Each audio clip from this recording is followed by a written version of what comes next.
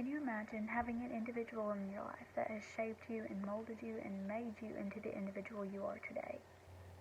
A person that is so kind, caring, and compassionate for not only her family, not only her community, but for those around her that she meets just anywhere along the way.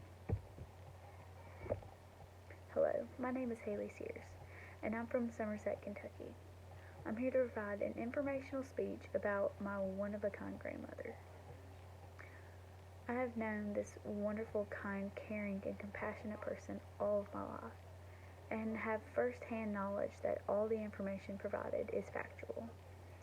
At the end of my speech, you, my audience, will feel as though you know my grandma.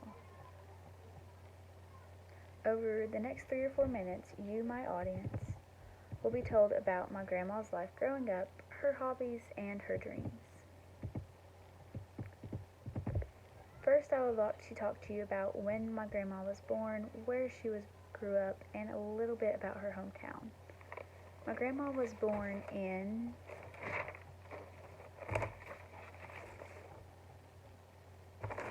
Somerset, Kentucky. While she was born in Somerset, Kentucky, she grew up in Birmingham, Ohio, alongside of Lorain, Ohio. A little bit about her hometown. So the hometown she grew up in was so small. There was just a few small, simple businesses and a school. You had the school where she attended from kindergarten on up, the local barber shop with just 2 chairs, the post office, an antique store ran by a local family, a little country store also ran by a local family, and a park. Now this park was something that my grandparent loved through and through. In the summertime, everybody would go out and they would fish. And in the wintertime, when the lake had frozen over, they'd go out and they'd ice skate. Next, I would like to talk to you about my grandma's hobbies.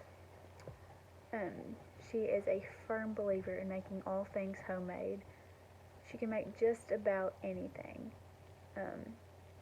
If she could have one choice to make always, she would choose lasagna or meatloaf, and she makes the best. She loves to bake just about anything as long as her hands don't start cramping up. I wanted to inform you about my grandma's dreams. Her dreams were transferred over from my late grandpa. His name was Ronald Lee Lovelace. He passed in July 7th, 2012. He had always dreamed of, when he won the lottery, that he would go on an Alaskan cruise and we'd watch the whales. And her dream now is to be able to do that for him and live vicariously through him.